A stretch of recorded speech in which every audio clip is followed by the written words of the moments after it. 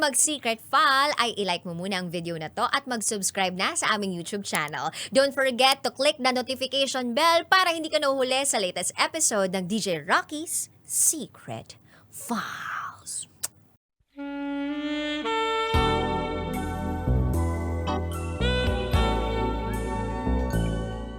Dear Titan Jello at Rocky Terra, problemado po ako at sana'y matulungan ninyo ako. Itago nyo na lang ako sa pangalang Curly at ito ang aking SPG as in Super Pack Ganern Secret File. DJ Jello and DJ Rocky, ever since na maging kami po ng jowa ko na itago natin sa pangalang Rover, mahal na mahal ko na po talaga siya. Hindi siya mayaman at sikat pero mabait siya at mabuting tao. Hindi siya yung sobrang kagwapuhan pero siya yung klase ng lalaking tititigan mo lang ng medyo matagal pwede na. Higit sa lahat, siya yung klase ng lalaki na mahilig magpatawa at lagi akong pinapasaya. Magbibitiw sana siya ng mga joke minsan na corny at minsan naman ay may bet naman ako. Kaya sa totoo lang, hindi siya nakakaumay na maging jowa. Minahal ko si Rover dahil sa mga katangiang iyon. At ngayong nga lumampas na kami ng 1 taon bilang magjowa, naisip kong ibigay sana sa kanya ang pagkababae ko. Dahil deserve niya ito. Deserve niya ako at deserve niya ang buong pagmamahal na kaya kong ibigay. One time, nag-date kami. Kumain, nanood ng movie, at nag-check-in. Para masubukan lang namin doon na kung ano bang pwede namin gawin habang nag-check-in sa isang hotel. Saktuan lang naman ang aming pinasukan na hotel. Hindi ganun kamura, hindi rin naman ganun kamahal.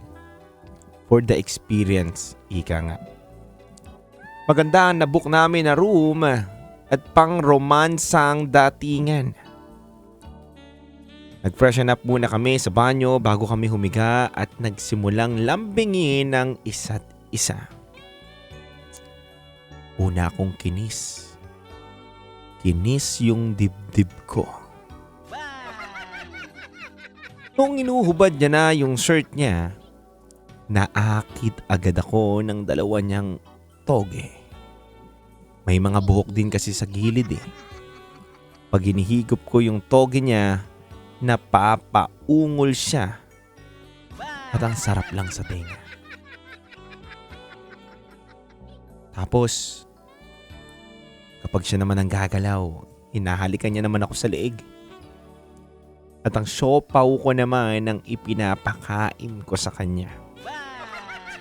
Ako naman ang umuungol.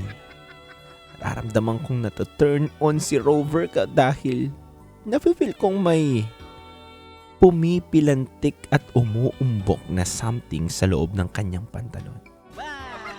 At dahil na-excite ako na ibigay ang lahat, inunahan ko na siya. Hinubad ko ang pants ni Rover at isinubo ang kanyang tender juicy na ulam.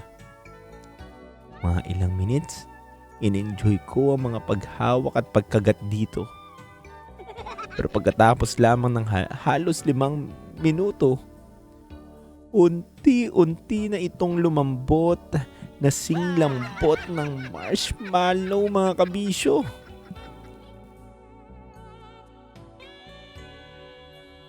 At nakakagulat pa dahil lumiit na ito na parang bite-size na lumpiang Shanghai na lang.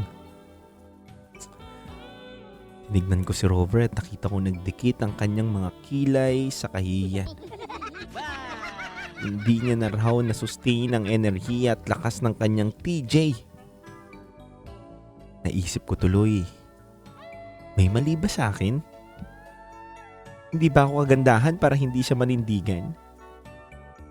Hindi ba niya ako mahal para saluduhan kahit sandaling panahon lang? Sa dulo, humingi siya ng sorry at pinatawad ko naman siya. Sabi ko na lang, huwag na lang nating pilitin kung hindi tayo handa. At baka mauwi lang ang lahat sa sako niya.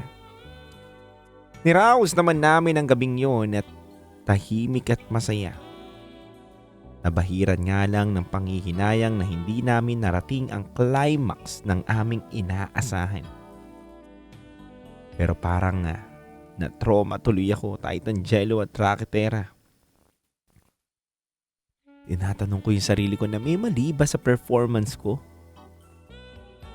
Paano kung maulit naman ang ganitong pangyayari? Higit sa lahat, ano kayang pwede kong magawa para hindi na mawala si Rover sa paninindigan tuwing meron kaming bakbakan? Sana po inyo akong matulungan at hanggang dito na lang po. Muli, ako si Curly at ito ang aking SPG, as in Super Backgammon Secret File.